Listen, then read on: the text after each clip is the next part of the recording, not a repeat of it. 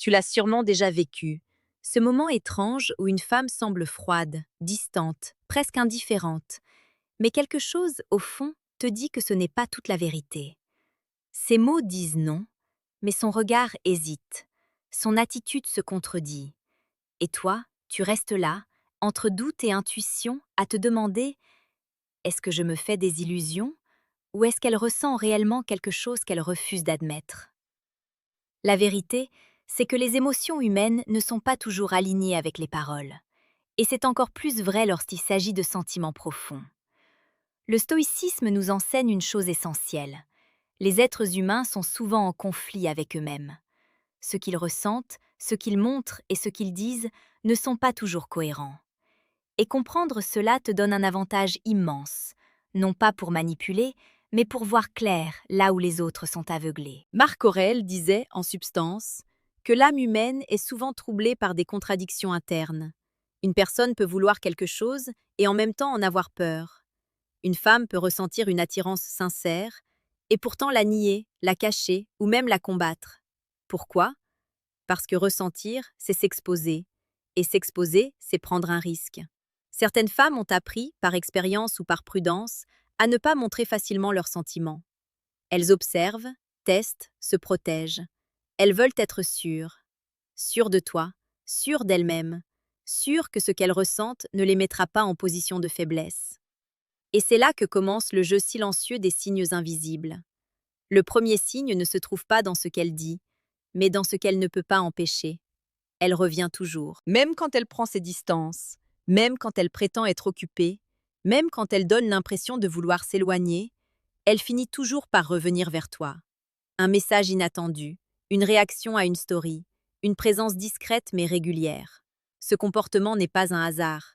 Épictète nous rappelait que nous sommes naturellement attirés par ce qui nous apporte une forme de satisfaction intérieure.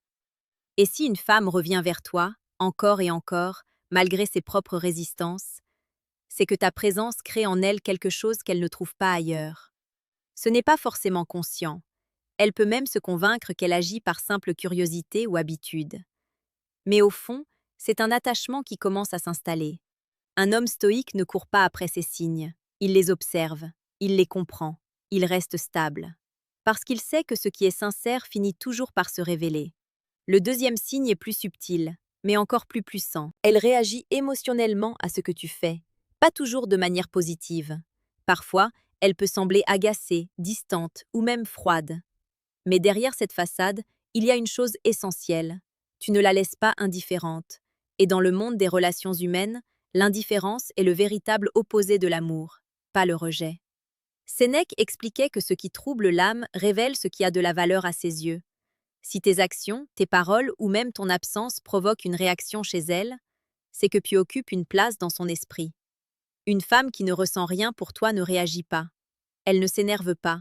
Elle ne change pas d'attitude. Elle ne s'investit pas émotionnellement.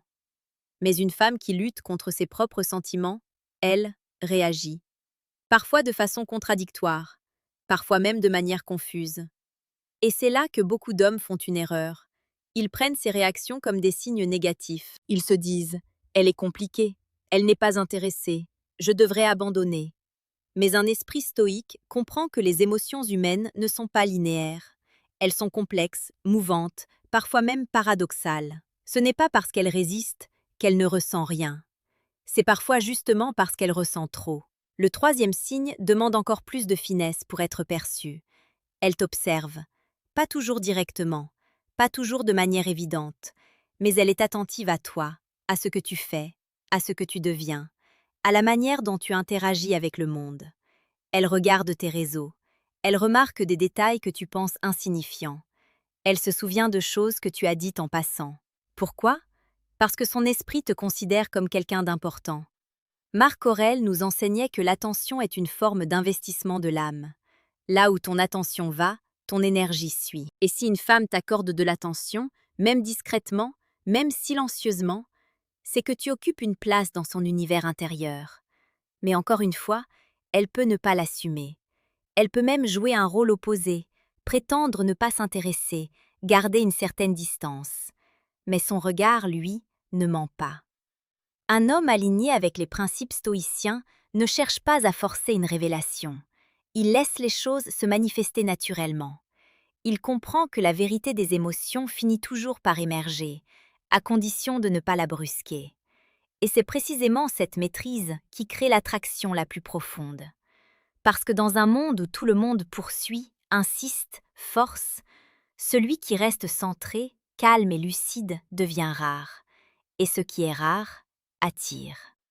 Ce qui rend ces situations si déroutantes, ce n'est pas seulement ce qu'elle fait, mais le contraste entre ce qu'elle montre et ce qu'elle ressent. Et si tu n'as pas une certaine stabilité intérieure, tu peux facilement te perdre dans ces contradictions, interpréter de travers, ou pire, réagir de manière impulsive. C'est ici que la philosophie stoïcienne devient une arme silencieuse. Elle ne te donne pas des techniques pour séduire, elle te donne une posture, une manière d'être, une solidité intérieure qui te permet de rester lucide, même face à l'ambiguïté. Car la réalité est simple, mais souvent difficile à accepter. Tu ne peux pas contrôler ce qu'elle dit, tu ne peux pas contrôler ce qu'elle montre, mais tu peux toujours contrôler la manière dont tu interprètes et la manière dont tu réagis. Et c'est précisément ce qui fait toute la différence. Le quatrième signe est souvent ignoré par ceux qui ne regardent qu'en surface. Elle teste ta stabilité, pas de manière consciente, pas comme un jeu calculé, mais comme un mécanisme naturel de protection. Elle peut te répondre avec distance, te contredire, parfois même te provoquer légèrement, non pas parce qu'elle veut te repousser, mais parce qu'elle cherche à comprendre qui tu es réellement. Est-ce que tu es facilement déstabilisé? Est-ce que tu perds ton calme? Est-ce que ton attitude dépend de la sienne? Ou est-ce que tu restes constant, aligné, solide, peu importe les variations autour de toi? Épictète disait que ce qui nous trouble, ce ne sont pas les événements, mais le jugement que nous portons sur eux. Et dans ce contexte, chaque test est une opportunité, pas une épreuve à réussir pour elle, mais une démonstration silencieuse de ta maîtrise intérieure. Quand elle change d'attitude et que toi tu restes le même, elle observe. Quand elle se montre distante et que tu ne poursuis pas, elle remarque. Quand elle essaie de te provoquer et que tu restes calme, elle ressent. Et petit à petit, sans même s'en rendre compte, elle commence à te percevoir différemment, comme quelqu'un de rare, quelqu'un qui ne dépend pas de ses réactions, quelqu'un qui n'est pas en demande, mais en contrôle. Et cette perception change tout. Parce qu'au fond, ce que beaucoup de femmes recherchent inconsciemment, ce n'est pas un homme parfait, mais un homme stable. Un homme qui ne se laisse pas emporter par chaque émotion. Un homme qui est capable de rester lui-même, même dans l'incertitude. Et cette stabilité devient un point d'ancrage. Le cinquième signe est le plus révélateur, mais aussi le plus silencieux. Elle trouve des raisons de rester connectée à toi. Ce n'est pas forcément direct, ce n'est pas forcément évident, mais elle crée des occasions, des discussions sans véritable sujet, des interactions qui n'ont pas de but concret, si ce n'est maintenir un lien. Elle peut te poser une question simple, revenir sur un détail, commenter quelque chose d'anodin. Et extérieurement, ça peut sembler insignifiant, mais intérieurement, c'est tout sauf anodin. Parce que lorsqu'une personne n'est pas intéressée, elle ne cherche pas à maintenir le contact. Elle laisse les choses s'éteindre naturellement. Mais lorsqu'il y a un attachement, même non assumé, il y a ce besoin discret de garder une présence. Sénèque disait que les liens invisibles sont souvent les plus forts. Et dans ce cas précis, ce lien ne passe pas par des déclarations, mais par une continuité, une présence qui ne disparaît pas. Et c'est là que ton rôle devient crucial. Parce que beaucoup d'hommes, en voyant ces signes, deviennent impatients. Ils veulent des réponses claires. Ils veulent que tout soit explicite. Ils veulent accélérer le processus. Mais le stoïcisme enseigne exactement l'inverse. Il enseigne la patience, l'observation, le détachement. Non pas un détachement froid ou distant, mais un détachement maîtrisé. Une capacité à ne pas dépendre du résultat. Marc Aurèle écrivait que la sérénité vient lorsque tu cesses d'exiger que les choses se passent comme tu le veux, et que tu apprends à accueillir ce qui est, tel que c'est. Et dans ce contexte, cela signifie une chose essentielle. Tu n'as pas besoin qu'elle avoue ses sentiments pour savoir ce qu'elle ressent. Tu n'as pas besoin de forcer une vérité qui est déjà en train d'émerger. Tu n'as pas besoin de courir après une confirmation. Parce que ce qui est réel se manifeste toujours avec le temps, mais seulement pour ceux qui savent attendre sans se perdre. Et c'est là que réside la vraie force. Pas dans la poursuite, pas dans l'insistance, mais dans la maîtrise de soi. Car un homme qui se maîtrise devient naturellement magnétique. Non pas parce qu'il essaie de séduire, mais parce qu'il incarne quelque chose que peu de gens possèdent, la paix intérieure. Et cette paix attire. À ce stade, si tu commences à voir ces signes dans ta propre vie, il est important de te rappeler une chose simple. Ne change pas ta nature pour provoquer une réaction. Reste fidèle à toi-même, continue à avancer, continue à construire ta vie, indépendamment de ce qu'elle ressent ou non. Parce que paradoxalement, c'est cette indépendance qui renforce l'attraction. Et c'est aussi ce qui te protège. Car le stoïcisme ne cherche pas seulement à attirer, il cherche à préserver. Préserver ton énergie, ton équilibre, ta dignité. Et lorsque tu comprends cela, tu ne vois plus les relations comme un jeu à gagner. Tu les vois comme un espace à vivre avec lucidité. Et c'est ici que tout prend une dimension encore plus profonde. Parce que comprendre ces signes ne suffit pas. Beaucoup d'hommes voient, devinent, ressentent, mais se perdent au moment d'agir. Ils deviennent soit trop insistants, soit trop passifs. Ils oscillent entre espoir et frustration. Et sans s'en rendre compte, ils détruisent eux-mêmes ce qui était en train de naître. Le stoïcisme, lui, t'apprend une voie plus rare. Une voie où tu n'as pas besoin de courir après l'amour, parce que tu deviens quelqu'un vers qui l'on vient naturellement. Marc Aurèle rappelait que la valeur d'un homme ne dépend pas de ce que les autres pensent de lui, mais de la manière dont il se gouverne lui-même. Et dans ce contexte précis, cela signifie une chose essentielle. Ta priorité n'est pas de savoir si elle est amoureuse de toi. Ta priorité, c'est de rester maître de toi. Parce que dès que tu deviens dépendant d'un signe, d'un message, d'un comportement, tu perds ton centre, tu deviens réactif. Et un homme réactif n'est plus dans la maîtrise, il est dans l'attente. Or, l'attente affaiblit. Un homme stoïque, lui, agit sans s'attacher aux résultats. Il apprécie les signes, mais il ne s'y accroche pas. Il avance, il construit, il vit, et laisse les autres venir à lui s'ils le souhaitent. Et c'est précisément cette énergie qui change tout. Parce qu'une femme peut ignorer un homme qui cherche à attirer son attention, mais elle ne peut pas ignorer un homme qui vit pleinement, indépendamment d'elle. C'est une dynamique silencieuse, mais puissante. Plus tu es centré sur ta propre évolution, moins tu dégages un besoin, et plus tu dégages une force. Et cette force crée une attraction bien plus profonde que n'importe quelle stratégie. Mais il y a un piège subtil ici. Beaucoup d'hommes entendent cela et tombent dans une forme de faux détachement. Ils prétendent ne pas s'attacher, ils jouent un rôle, ils essaient d'être stoïques en surface, mais intérieurement, ils sont toujours en attente. Et cette incohérence se ressent. Épictète disait que tu ne peux pas tromper ton propre esprit. Si tu fais semblant d'être détaché, mais que tu es intérieurement dépendant, ton comportement finira toujours par trahir cette dépendance. Le vrai détachement n'est pas un masque, c'est une compréhension. Une compréhension que ton bonheur ne dépend de personne.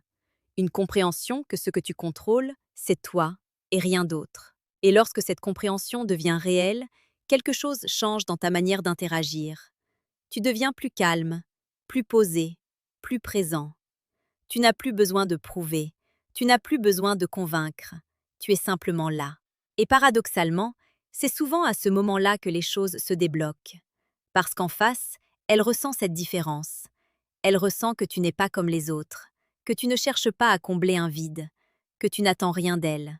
Et cette absence de pression crée un espace dans lequel elle peut, enfin, laisser ses émotions exister sans résistance. Sénèque disait que ce qui est contraint se brise, mais ce qui est libre s'épanouit. Et l'amour ne fait pas exception. Plus tu essaies de le forcer, plus il te glisse entre les doigts. Plus tu lui laisses de l'espace, plus il trouve sa place naturellement. C'est pourquoi la véritable question n'est pas « est-elle amoureuse de moi ?» La véritable question est « suis-je en train de devenir un homme qui attire naturellement ?» Et cette question change tout. Parce qu'elle te ramène à l'essentiel, à ton développement, à ta discipline, à ta vision. Car au fond, une femme peut être attirée par toi aujourd'hui et ne plus l'être demain si tu perds ton équilibre. Mais si tu construis une base solide, une identité forte, une maîtrise réelle, alors tu ne dépends plus d'une seule personne. Tu deviens une constante.